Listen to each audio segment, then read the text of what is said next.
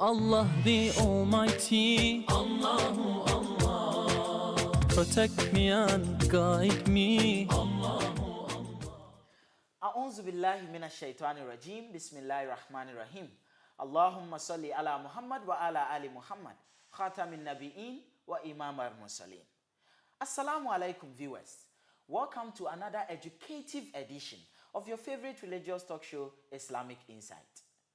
Today, we'll be looking at a very important topic in the Muslim world, and that is the revolution of the Islamic Republic of Iran, which happened in the year 1979 and led by the supreme leader Ayatollah Khomeini of blessed memory. Before I introduce my guest to you, I would like to take a quick commercial break. I'll be back with you. Wassalamu alaikum wa rahmatullahi ta'ala wa barakatuh. It's big and it's large. Being crazy can cause you to be a liability society. Now, let's turn that liabilities and craziness into spiritual fulfillment that comes with joy. Crazy for Christ is a Christian entertainment program of all events that happen over the weekend. Join Crazy for Christ every Sunday at 5 p.m. God bless you.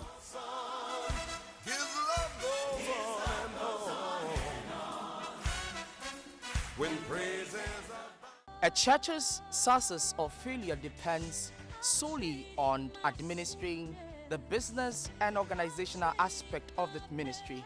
The 21st century church has a lot to offer in terms of its administration work, but is that what we see today? Join me this and every Saturday 5 to 7 p.m. as we discuss issues bordering on church administration. Your host, Joseph Nana Sapong. I come your way with church administration on Faith TV. God bless you. I'm blessed but not crushed, persecuted, not abandoned. It might seem crazy what I'm about to say. Sunshine, she's here, you can take a break. I'm a hot air balloon that could go to space. With the air, like I don't care, baby, by the way. Because I'm happy. Clap along if you feel like a room without a roof. Because I'm happy. Clap along if you feel like happiness is the truth. Because I'm happy. Clap along if you know what happiness is to you. Because I'm happy. Clap along if you feel like that's what you want to do. Here come bad news, talking this and that. Well, give me all you got and don't hold it back. Welcome back, viewers. Today, we'll be discussing the Islamic Revolution of Iran. And I have with me Professor Nasrollah Sekhavati, who doubles. He's a professor in Islamic jurisprudence, and he also doubles as the president of the Islamic University College, Ghana. Prof, you are welcome. Assalamu alaikum once again, Prof. We are very glad that you are with us today for this very important topic. Now, Prof, before we move on, if you have anything for the audience. Audience, I give you your Prof. Thank you. Assalamu alaikum wa rahmatullah. A'udhu billahi minash shaitanir rajim. Bismillahir rahmanir rahim. Wa billahi nasta'in. Greetings to you and to all of our audience. Also, I am happy about this participate in this program. Thank you very much. Thank you very much, Prof. Viewers, as you have heard, Prof has already greeted you. Now, Prof, today the topic is very important to me. Okay. As a young Muslim, researcher and activist. The revolution of the Islamic Republic of Iran, which happened in 1979 and led by the blessed memory, the Imam of blessed memory, Ayatollah Khomeini. Okay. May he so rest in perfect peace. Prof, what is a revolution in the first place? Yeah. When we hear about revolution, what is it? What comes into mind? Okay. What exactly is a revolution?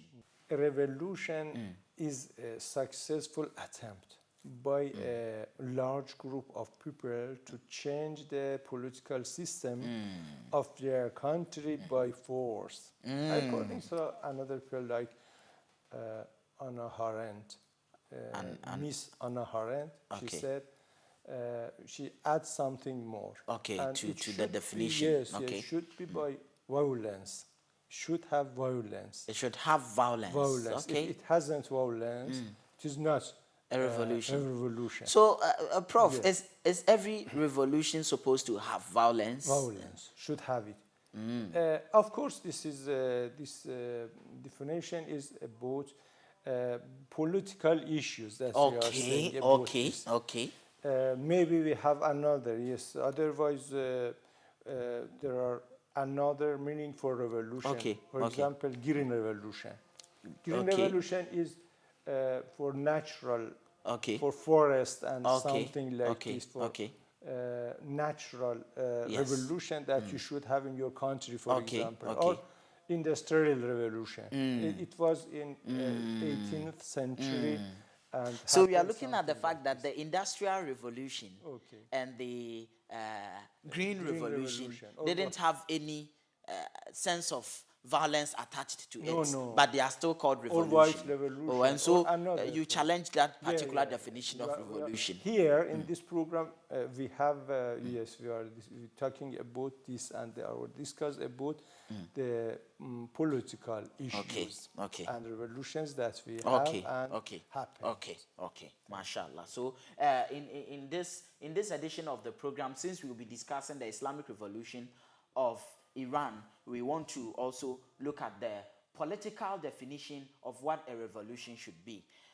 Prof, our next question is that, is it every big societal phenomenon or every big social phenomenon that should be regarded as a revolution? Since, as you said, a revolution is intended to achieve change in a particular society. Is it every societal phenomenon, big one, that changes a society? It should be revolution. No. I'm saying a revolution has something like this, something similar to this. For example, and it is, maybe there are more than about five things similar to it. For example, we have coup d'etat, we have rebellion, Coup d'etat, and then rebellion. Okay. Reformation, Okay. movements. Movements has some kinds, in the inside or about foreign people that came to one country and this and that. For example, about coup d'etat, the majority of people, they don't come to support a coup this, d'etat. coup d'etat. Only only few person, only Some few military. some military. Yes. Should be Yes. military person. Yes. Military person against Civilians. civilians. Okay, against the governing body. Yeah. Yes. Against the present governing The system. governing Yes. system. So it is, there are only some military people, and it is not a revolution. Maybe majority of people are against this issue. Okay. But if it happened, maybe it failed. It should be fail or win. So we are looking at the fact that, Prof, coup d'etats, we are also looking at the fact that reformations and movements, all of these things can bring some change to society, but it doesn't mean it is a revolution. And there are big, happen that in one society, maybe what happened, it happened. For example, rebellion. Rebellion, yes. Rebellion. Yes. It only part of body of the society want something, and they uprise, they will do uprise. For example, drivers, the drivers, or the miners. Yeah, of course, maybe in some countries, miners is very important because it's the big part of body. For example, in Chile. Or drivers in Turkish. It is very important for them. Maybe it is introduction. It is enter for revolution, but it is itself, it is not revolution. Okay, rebellion is the pre-revolutionary stage. Yeah, yeah. People can rebel before a revolution should happen. Yeah, yeah. But the rebellion in itself is not. It's not revolution. It's not revolution. Very Okay, good, very okay, good. okay. Or about movements, for example. Okay, okay. Maybe part of geographically. Okay, part of this is geographically. Okay. That one, the rebellion, about the rebellion, not. Yeah. About this issue, it should be geographically. Geographic, yes. Some parts of or one part of country want something and Okay. they uprise. Good. Have uprising. For instance, you look at the Ghanaian context, you look at the fact that there were several movements during the colonial times against the colonial government. Against the maybe Good. it should, sometimes it is the movement. Okay. It is against colonial and need independence. Another one is maybe they want something from the governing body. Yes. From The government, It is yes. itself, the government. Yeah. It is yes. It is inside. Sometimes it is about foreign people and outside. Sometimes it's about sometimes it has some it's- kinds. yes, yes. But all of this is maybe it is very big, but it is not revolution. It is big to the society. to the society. It adds some change to the society, but it is not But it is revolution. not Okay. revolution. Now, Prof, every time we hear our revolution, people comment our revolution.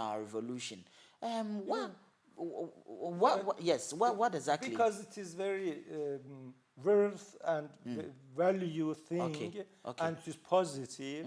For example, the reformation. It is another Okay. kind of. So a revolution should be revolution positive. should be positive. It should have be value. Yes, should be reasonable. Should Okay. be by majority of the people. Should be by majority of the people. Okay. And reasonable thing. Okay, If okay. it is not it is unreasonable. Okay, Or okay, if it is okay, by okay, minor, okay, it is not revolution. Okay. Like coup d'etat, like reformation, like rebellion, like something. They are that we minor, said. but they Yeah, are yeah, not yeah. a major. They don't have the major participation of the people. Now, Prof, so in this sense, before we get to the climax of our most important questions for this edition, Prof, how many revolutions? Oh, we had. Per the definition that you've Yeah. given, how many revolutions have we had since human history? Yes, we had very few revolution. Okay. By some characteristic that we say about. Inshallah, we will talk about this. Yeah. We had very few revolution. Okay. But about coup d'etat, about something like this, the similar to revolution, Okay. we had too many. Okay. But only 5 or 6 revolution we had. Since the Six since the revolution, not human more than this. civilization. Human, Okay. human civilization. Okay. For example, we can say the French Revolution. The French Revolution, in yes. 1789. Okay.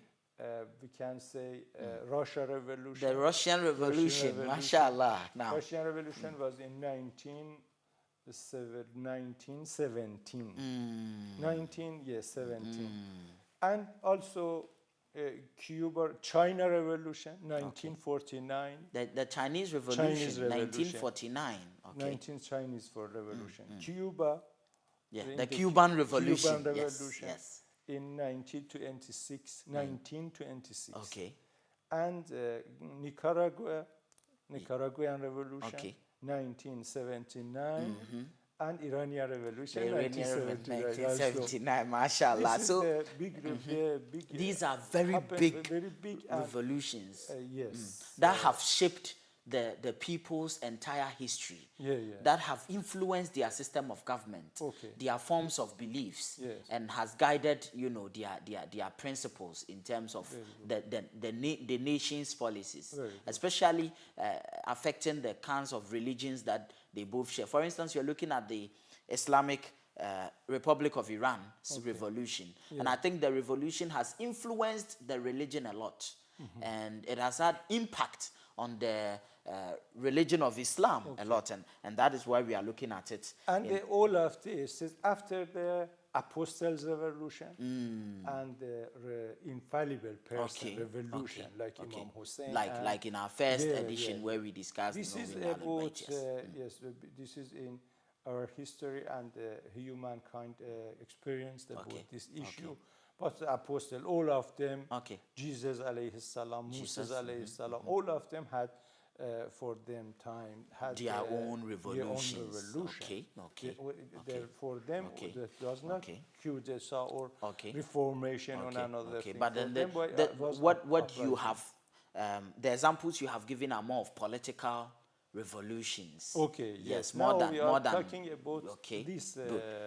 Good. So, Prof, now whilst moving on, we also want to understand how many characteristics does a revolution have? Very good question that we should talk about. This is how many characteristics one revolution should have that, and this is distinction from from reformation, from another similarity that it has. We can say 4 or 5 distinctions and characteristics every revolution should have. Number 1, it should be by majority of the people. Number 1, it should be by majority of the people. If only minor of the people come from one country, come to the uprising, this is not revolution. It is not, if it is minor side of the society, it is only uprising maybe, not more than this. It is not revolution. Good. Prof, I think that we will want to take a short commercial break and then come and continue the characteristics of the revolution. Viewers, we have been discussing the topic, the Islamic Revolution of the Islamic Republic of Iran. And we've been with Professor Nasrollah Sekhavati, who is a professor in Islamic jurisprudence and also the president of the Islamic University College, Ghana. We want to take a quick commercial break. Stay tuned. We'll be back shortly. Assalamu alaikum.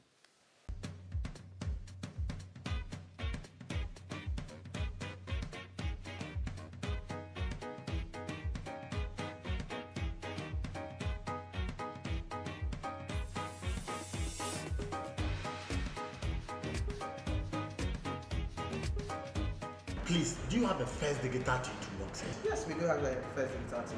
Master, how much is that? It's 150 Ghana, sir. Pen?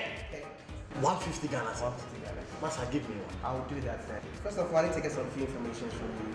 The 150 Ghana comes with free subscription. The first month is free. After the first month, you start paying 10 cedis subscription. 10 Ghana? 10 Ghana. For the whole month? For the whole month. Master, give me one. Okay, so what's your name? Kofi Mensah. Okay, fine. And your house location? I live at Abofu headquarters. And your telephone number? 0024 56 8560. Okay. Let me just take some few information from the box.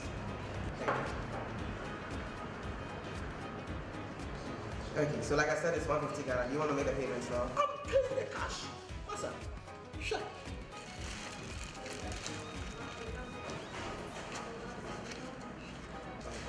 So this is the anthem. This is the answer now. Master, thank you very much. Enjoy it. I'm ready to enjoy my first degree tattoo box. Take care. Thank you, sir.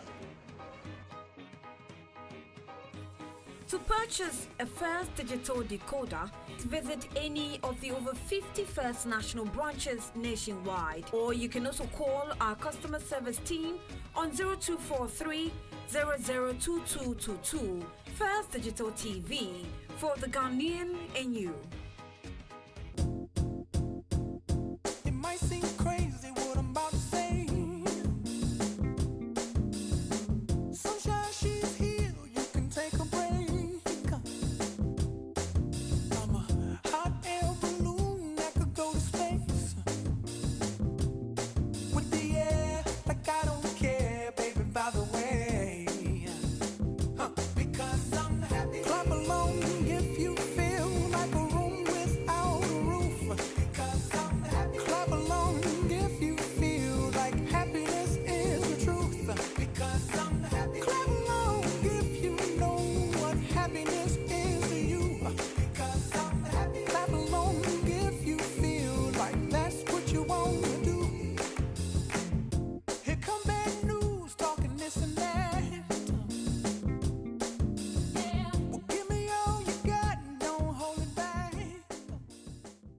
Welcome back, viewers.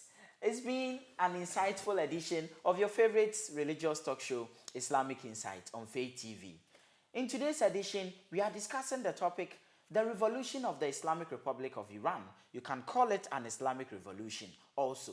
And we've been speaking about this with our Prof, Professor Nasrollah Sekhavati, who is also a professor in political science, actually.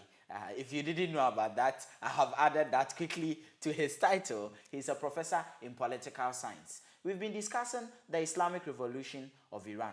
Before we went on the commercial break, Prof, you were talking about the characteristics of a revolution, and you spoke about the fact that it should be backed by all peoples of the society. All of majority. All of majority, the majority of the people. Okay. Prof, let's move to the next ones so Next that one. we, yes. Next one, it should change the value. It If should we change the change values. all of values that the authority in the in government and authority, it can change, should change the value. If, for example, a big thing happen in the society, and it cannot change the value. The value after that was value that there were before. It is not, So it is should, not revolution. Yes, so it should, it's like it should be against, or it should clash with the current value in the that society. now is the society, Yes. and the authority. Yes. So because of this, the people had uprising.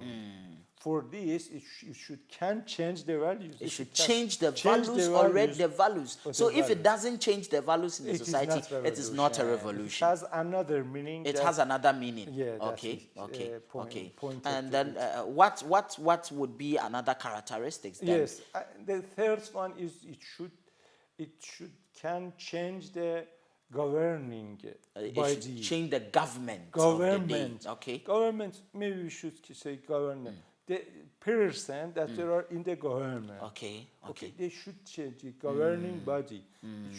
It can change. Okay. Yeah, It should have the ability should to have transform. ability to transfer. Yes, to transform the governing transform, system, yes, or to transform the people within the government It should destroy. of the society. Can destroy. It should Okay. be destroyed two things. Okay. Number one, the values from the before. Okay. Number two, about the persons that they are in Already, authority. yes, in authority. They Okay, should change okay, the okay. governing body. Okay. And number four, it is with violence, according to Anna Arendt and Okay, somebody. okay, Because of this, because of it, by force, we had in the It should definition that come with violence. yes, Okay. we had in definition Okay. that's and also our yes on there I pointed to this that Anna Arendt says Okay. it should be by violence. Okay. Because it can change, able to change the Okay. governing body. Okay. For this, it is, if you say white revolution, it is not real revolution. It is not real revolution. It is not real revolution. If you say green revolution, it has another meaning. Okay. You should say, if you say, for example, coup d'etat, Okay. it hasn't with majority of the Okay. people. It doesn't have the support of If the you people. say yeah. rebellion, it hasn't by majority of the people. If you say reformation, it hasn't violence. Reformation only keep the governments now or governing the body. So Prof, quickly, we would want to look at the question. What would then be the distinction that the Islamic revolution that happened in Iran has? Very good. Yes. I'm saying something from the West person, Western. Okay. Michel Foucault, he is from postmodernist. He said he loved to Iranian Okay. revolution and government after that. He is from the West. He's French person. He's a French historian. He's a French political historian. Political historian. Okay. He came to Iran two times Okay. in the time of revolution. Okay. He loved Iranian revolution, Okay. and he said the Iranian revolution has distinguished, has something distinction from another revolution. There is something unique about the Iranian Revolution. Yes, and okay. it is it differences from another revolution that we experienced till now. Okay. He said about this revolution, Iranian revolution, it is the first and the best post-modernity, post-modernity, revolution. It is the best postmodernity, postmodern, the first postmodern. We first, don't have first and the best postmodern revolution. Example for postmodern. Okay. Maybe okay. you ask him. It is the first and the best example for a postmodern revolution. Okay. When you ask him why, he is saying because all revolution happened. It was that there were Marxism or by ideology of liberalism. The liberalist ideology. Yes. All of them, for example, the liberalists say, come to me for the revolution because of this. I want to give you all your freedom. I'll give you all your welfare. Yes. For material needs. Material needs. I'll give you your material needs. And also, that's one. Marxism and communism. Yes, and communism. Yeah. They say something like this, but this revolution, the Iranian revolution, it is different from another one, because it didn't say anything about this issue. It says the Iranian revolution didn't speak about material needs. It didn't speak about power. Maybe sometimes said, but all that thing that the people came to revolution and uprising, it was not for example, hunger. It was not for hunger. For hunger. It was houses, for something like this, for material needs. It was not for material needs. For spiritual needs. It was about spiritual needs of the people. It was only spiritual needs. It was ma'navi according to Arabic. It was ma'navi by spiritual needs, and for this, if we compare this question, if we compare our revolution with French, with the big one, China and Russia. In Russia and China, in four fields, if we compare our revolution with three, in four fields, for example, military, economic, political, and international supporting. We will see that after the compare, we will see all of that, French, Russia, and China. On the time of revolution, about military was very weak. The military of Iran was weak during the revolution. In Iran, the military was very big. Was very strong. Okay, so we are getting the various distinctions of the Islamic Republic of Iran's revolution, which happened in 1979. And Prof is telling us that as at the time that the revolution happened in the Islamic Republic of Iran, the military there was very strong. Very strong. So economically, on the time of 1970, at the time of our revolution, some years before revolution, the king in Iran, King Pahlavi's king, he sell to Israel oil and gas. Too much oil and gas. So it means that the monarch then, King Pahlavi, was wealthy, and the Iranian nation was wealthy. And I am also aware that it was just in the 70s that the nuclear power plants like Bushehr and co were started by the United States to support the Pahlavi king. And so I'm aware that actually the government then, or the system of governance then, was hugely backed economically. Very good. This is that I am saying that you should compare these two. On the time of, for example, Bourbon regime in the China, on Okay.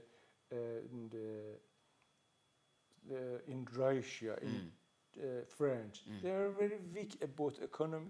They had weak economy, so it was easy for them to have a revolution. But in Iran, they had strong military, strong economy, strong support, strong international support. Because of the West and East, all of them wanted Iran on that time for themselves. The Russia helped the king, the US helped the king and somebody, and some countries. It was very difficult for us as the people that we should have uprising. It was very difficult. So, Prof, I think that looking at the fact that you were born in 1961, then definitely you are. I am from the generation of the revolution. So Prof is speaking from a first-hand experience. Okay. Prof is one of the generations of the revolutionary period. And so whatever he says, yes. I remember something that I should talk about this. Okay. I remember everything about our exactly revolution in the streets and everywhere. So I am saying if French Revolution was big, the Islamic Revolution was biggest. This is my claim. Okay. Thank you. Okay. And if you go to the... so Prof says this is his claim, that if the French Revolution was big, the Iranian Revolution was the biggest. The biggest. That is his claim. Yes, it's my claim. Yes, Prof. For example, if you go to pillar of every revolution, every revolution has at least 3 pillars. Every revolution has at least 3 pillars. 3 pillars. 3 pillars. Leadership, ideology, and leadership, the people. And the people. If you go to the French Revolution, ideology, leadership, and the people. Okay. If you go to the French Revolution, you don't know anything about leadership. But if you go to Iranian Revolution, you will see Ayatollah Khomeini of blessed memory. He was as a leadership in this, and he was very big from the big ulama, jurisprudentially, and he knew everything about Islam and about the words, his words. It was very good for us and very good fortune for us that our leadership is Ayatollah Khomeini, and after that Ayatollah Khomeini. If you go to people, our people has maybe, I don't know, you should have this judge about this, about the people. But if you go to ideology, our ideology was Islam. Islamic ideology. Islamic ideology. That is the crux of the show. And as you said, it is about pillars of a revolution. And every revolution, according to Prof, has 3 pillars. Now, the first pillar is ideology. Second is leadership. And third is the people. Now, in terms of leadership, it was Ayatollah Khomeini, may he so rest in peace, of blessed memory. He actually led the revolution of the Islamic Republic of Iran in 1979. You haven't seen Ayatollah Khomeini. I saw him, and after him, Ayatollah. You saw him? I saw him. I kissed his hand. MashaAllah. He was like Jesus alayhi salam. He was like Jesus to the people. He was like a savior, a prophet to the people. He was not the ordinary people like another people. He was very big so that is about the leadership aspect and the people aspect, as well as the ideology. And the ideology was Islam, the Islamic revolution. And that is the crux of the show. Sorry, yes, Prof. Let me 1 minute only. Okay. If you compare Lenin, for example, for the Russian Revolution, Lenin, and Imam Khomeini, you cannot compare these 2 persons. Lenin, some years, 1 year before his revolution, he cannot say anything. He said, when he was in Swiss, when the people, the teachers went to him, yeah, and came to him, he said, you know, after maybe your generation, maybe your, after the years, some years, we can have revolution in Russia. Okay. After 1 year, they had it. But in our revolution, Imam Khomeini, when he started his revolution, he said to everybody, after 15 years, we can have result about this issue. And after 15 years, exactly after 15 years, in my birthday, in my birth years, about, yes, according to you, was 1961, yes, 1961. yes. He started his revolution. I was 17. Less that our revolution finished, and our revolution had result. And he said, he himself had this previous, he said, and he, everybody heard this from him. He was very big person, like the apostles, like Jesus, alayhi salam, eminence Jesus, and our apostles. Mashallah, Thank you very mashallah. much. It's been very educative, viewers. Very, very educative. Now, Prof, we want to find out from you, Okay. on our next question, why did the Iranian Revolution happen? Okay. Why did it happen? Very good question. Sometimes some people come to uprising because they are hungry, because they hunger. Some they need to, for example, houses, cars, something needy, material needs. Some people come for more than this. We can say example for the first one, for example, Russia. Revolution. For another, some people, because of the political issues, they come. This is not material, only material. Okay. It is spiritual. Okay. Some.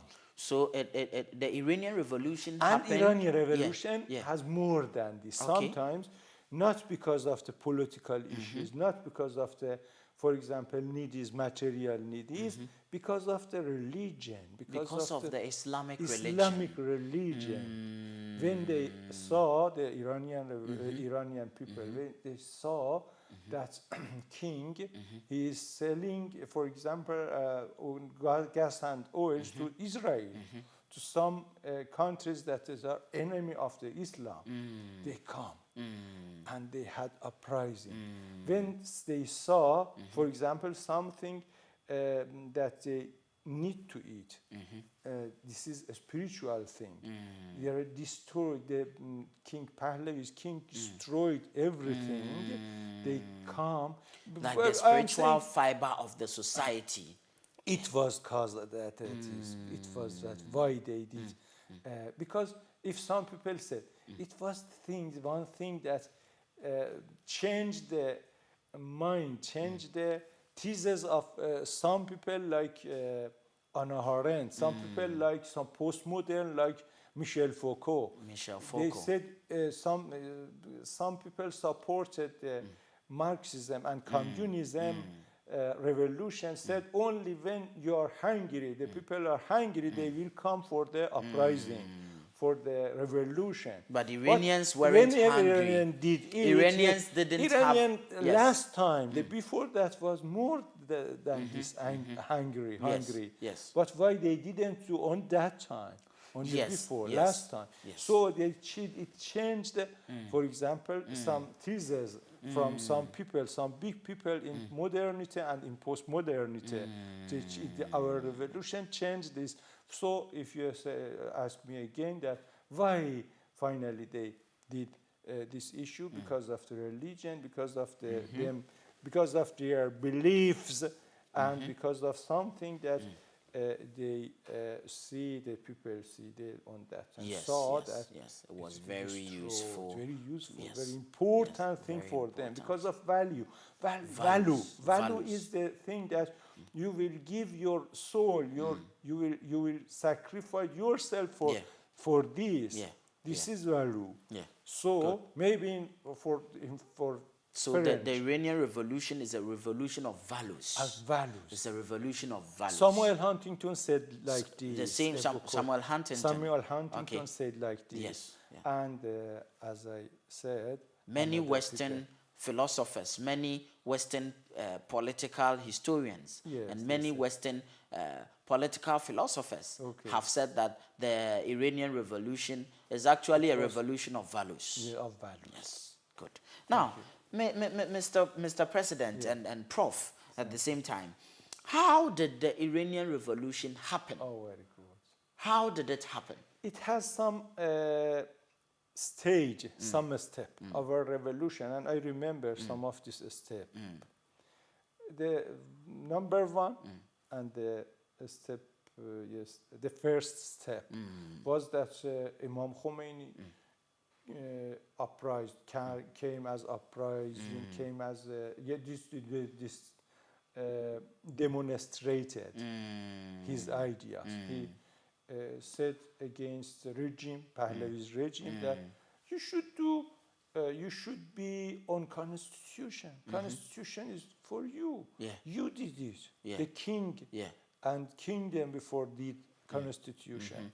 I didn't do anything about it. You should be on this rule that you did. Yes. But you should follow the rules that you set, but you are not following the constitution. And number two, or number, yes, the first one is that you should be on Islam rules. Okay. You should rules follow Islamic rules. You should be on Islamic rules. Okay. And number two, you should be on constitution. At first, he said, yes, I will do it. And Imam Khomeini left him for some years. But after that, he didn't hear about this. He didn't listen. Imam Khomeini came and again, and they had challenge, and King sacked Imam Khomeini from into Iran. exile. I know he went into exile in France. Exiled Iran to at first to Turkey, after that to Iraq, and after that to France, Paris. Number one was that this demonstrated that Imam Khomeini did, and it was very difficult. We don't have enough time for this that I explained here. Number two was the exile on that time that Imam Khomeini was in Iraq, because for 14 years he was outside from Iran. What he did on that time, only he informed his people, Imam Khomeini, on that time. It was very good. I remember that time. After that, he came some months before the victory. He came to Iran again. When he came, the king and his vices, all of them escaped from Iran. And but not at first, because some countries supported king on that time, but because of the people, all of people, and the leadership was very important thing for us, because of the people, majority of the people, I can say all of the people, from all sects, from society all supported the revolution. Supported the revolution. She is Sunnis, Christian, everybody supported this revolution. When we had the first voting, they voted 80%,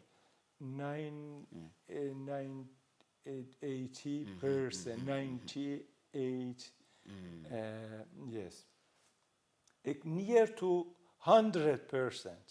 Near to small, near to 100%. About 99%. 99%.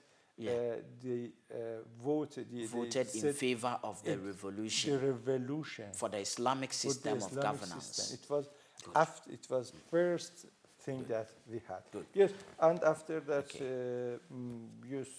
we said, I am saying, because you said how you did this issue. Did it happen? Yes, and the first, the final one was that. We had a military challenge, and on 22 of Bahman we did everything, and we win. Alhamdulillah. Viewers, it has been a very educative edition of your favorite show, Islamic Insight.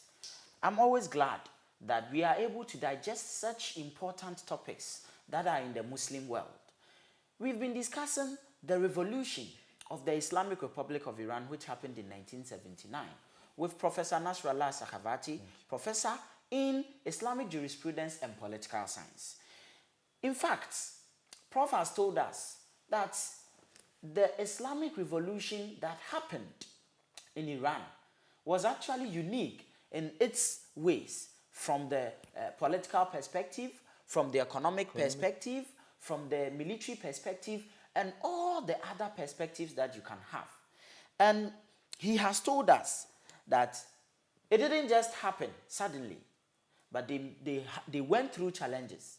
Ayatollah Khomeini of blessed memory was even exiled in the process of the revolution. He had to flee to Turkey, then he left Turkey to Iraq, then he left Iraq to France. To France. That was because he was being persecuted. However, he came and then mobilized the people, and then they succeeded. And the most important distinction that every Muslim, the most important distinction that every knowledge seeker should understand is the fact that this revolution happened with more than 99% participation of the general society of the Islamic Republic of Iran, voting that they want an Islamic system of governance. That is what the Prof has said. At this point, we will take a quick commercial break. Please keep glued to your sets. We'll be back with you for more. Assalamu alaikum wa rahmatullahi ta'ala wa barakatuh. It might seem crazy what I'm about to say. Sunshine, she's here, you can take a break. I'm a hot air balloon that could go to space. With the air, like I don't care, baby, by the way. Because I'm happy. Clap along if you feel like a room without a roof. Because I'm happy. Clap along if you feel like happiness is the truth. Because I'm happy. Clap along if you know what happiness is to you. Because I'm happy. Clap along if you feel like that's what you want to do. Here come bad news, talking this and that. Well, give me all you got and don't hold it back. Welcome back, viewers. It has been another educative edition of your favorite religious talk show, Islamic Insight. I am your host, Idris Sajjad Topo, and with me today is Professor Nasrollah Sekhavati, who is professor in Islamic jurisprudence and also professor in political science. We've been discussing the topic, the revolution of the Islamic Republic of Iran, which happened in 1979 and changed the course of Iran to date, led by the former supreme leader of the Islamic Republic of Iran, Ayatollah Khomeini of blessed memory. Prof, at this point of the show, we want to know what has been the impact of such a revolution on the Iranian nation, on the Iranian society to date. Very good. Yes. At least two big messages had our revolution for everybody, for all of the world. Number one, it was democracy. Democracy. You can, if your, for example, country is Okay, Prof, when you speak about democracy, I want to clarify, because we hear in the media sometimes, especially in the mainstream Western media, we hear that people are hanged in Iran, especially homosexuals are hanged in Iran. We hear that, in fact, people are being extorted, you know, in Iran by one organization that is owned directly by the supreme leader, which is, I think, I don't really know the name, but it is an organization set that is owned by the supreme leader, that it is exploiting the people and taking their property, and it is forcing people to wear hijab and all of this. Is this aspects of the democracy you are talking about, or they are mere? Clarify it for the purposes of our viewers. Very good. The democracy is number one and the first and best and the big thing that our revolution had. Okay. But we mix democracy with theocracy. We are saying that yes, I wanted to explain this, that if you in your country don't have democracy, you have dictatorship, for example, you can listen from our revolution and do this. Yeah.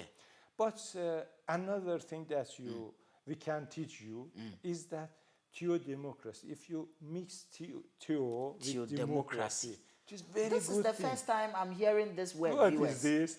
I mean, this is actually the very first time that it's the very first time that I'm hearing this word.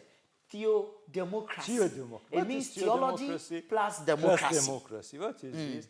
Because if you say theocracy, maybe some people say, no, we experience about this is not good. No. So that theocracy that they said, somebody, for example, in the darkness, we don't say. Okay, so what about the fact that they talk about women are being forced? You know, we are focused on the force, the word force, to wear the hijab. I am saying. Okay. When you say what is theo-democracy, we are saying the people in Iran, or majority of the people are Muslim. Okay. So they can say they can say their code of yes, we want something in the way, in that road that Almighty Allah wants. In that Almighty Allah wants. We are not against Almighty Allah at all. The revolution is not against Almighty Allah.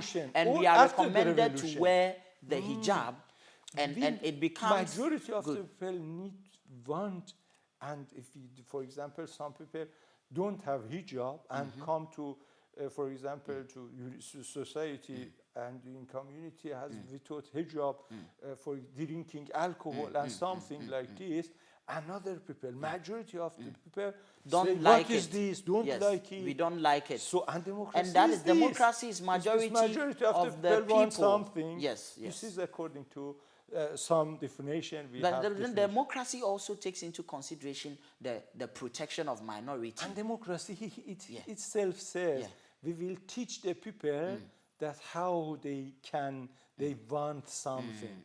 If they are saying we will teach, so we are Prof, saying we will teach, not and to cut because you. of the people, because of the people, Good. Not to cut you. What you actually mean is that though it is a democracy, it is not a democracy that allows all the permissiveness to actually do everything that they want to do what is harmful to your spiritual soul. Okay. That is because the revolution is upon the spiritual, standing of the people. And the people want to be covered spiritually by the revolution. So whatever is against the spirits of the revolution, then it means that we have to drop it. Yeah. Okay. For example, and I think even in our own democracies, like the Ghanaian one that we have currently, the law enforces certain regulations because that is what the majority of the people decided in the 1992 constitution. So once the majority of the people say we want to abide by the code of moral living in terms of applying the hijab and in terms of applying such forms of punishment, then it is the people who desire it. And they want. Good. I'm saying, according to the people, to big people, to scientists, democracy is not consent, is not concept. Now it is the shape. It is a if shape. it is shape, maybe in your country, if one woman come nakedness in the community, it is no important for the people because they want it. But if my man in my country, one women come here, come with this shape, nakedness, all the people or majority of the people say, oh, what is this? And they will so the rule, so every rule in the Islamic Republic of Iran, whether it is good or bad, the people have want accepted it. it, and the people want Good. that they will, their will should be in the way and road of the Almighty Allah. Not we are the- very happy, Prof, that And you've number been two, able to can you, let me number two is that the second message that our revolution had, that our revolution is not final one. The final one is from Mahdi alayhi salam, Ajjalallah ta'ala farjuhu sharif, and this is introduction for that one. So the revolution is to pray, welcome the Mahdi who will appear. And I think, viewers, if you have been with us, we discussed the Mahdi. We spoke about who the Mahdi is in our last interview with Prof. Nasrollah Sekhavati, who is professor in Islamic jurisprudence and also professor in political science. Now, Prof, at this point of the show, finally, before we leave, we want to understand, in the modern society, we hear about sanctions on the Islamic Republic of Iran. All of these things that are happening poses a very important question to the current Islamic revolution of the Islamic Republic of Iran.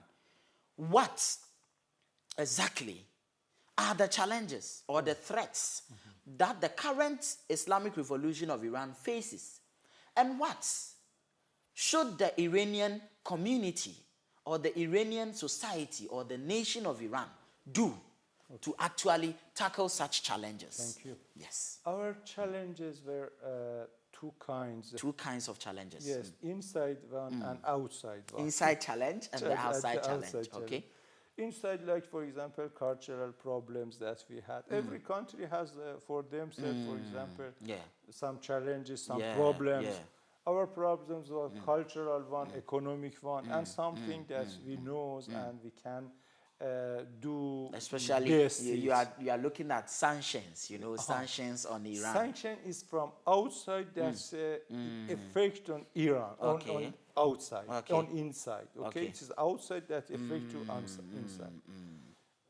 We have, for example, some big problem about outside the war that they did to us. The war that was waged on you in 1980 to 1988. For 8 years. For 8 years. By Saddam Hussein, the Iraq-Iran war. And which was supported by some governments of the world. All of the, I think all of countries supported Saddam Hussein, not us. But Alhamdulillah, you people, Iran came out of such a big challenge. Wow. I'm saying Alhamdulillah, our people stand very strong, good against all of challenges that we have. Outside one and it's inside. And Prof, quickly, for the important benefit of our viewers, Prof, what about the nuclear case? Is it a challenge? And is it true that Iran actually wants to seek nuclear bombs to harm some countries in the world? No, about fatwa that we have, about the fatwa of the Supreme Leader, Ayatollah Khamenei. Yes. This is haram for us. It's haram. It's forbidden to produce nuclear bombs. Yes, for nuclear bombs. Okay. And we no need to Viewers, this is very important because Prof is the president of the Islamic University College Ghana, and he's professor of Islamic jurisprudence and political science. And so whatever he's saying now is not just for the show, but is actually what he's actually been brought up with and what he has actually been into, and he's learned, and it's formed part of his DNA that he's speaking about. And he is in Iran.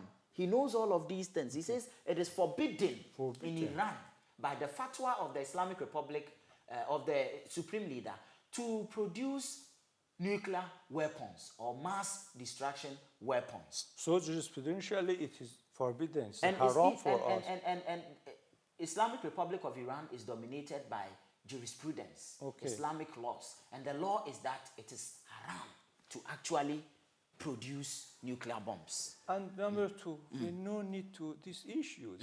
We want it only for energies, for you want the nuclear energy only for not energy. More than this. Not more than that. Not more than that. And number two, we need no don't need to these issues. You don't. It's not important. No, we have the youth, very good person, very brilliant very, youth, yes, strong, exuberant youth. Yes, they will, inshallah, solve all of challenges. All the challenges, yes. All the challenges from inside or outside we have, and we don't have any problem. We don't have any problem about it. Alhamdulillah. So these have been some of the challenges that Iran faced, and then the nation is doing everything. As you said, you have a young generation, and that generation will take up the challenges very squarely and make sure that they solve it. Viewers, it has been a very, very educative edition of your favorite religious talk show, Islamic Insight. We have been discussing the topic, the revolution of the Islamic Republic of Iran, which happened in 1979. And we have asked very important questions that the professor in political science and Islamic jurisprudence, Dr. Nasrollah Sekhavati, has answered all of that. Thank you. Viewers, we are very grateful for being with us. Prof, we are also thankful for making time with us. Inshallah, catch you same time next week on your favorite religious talk show. I am your host, Idris Sajjad Topo. Take care of yourself. Wassalamu alaikum wa rahmatullahi ta'ala wa barakatuh. Goodbye.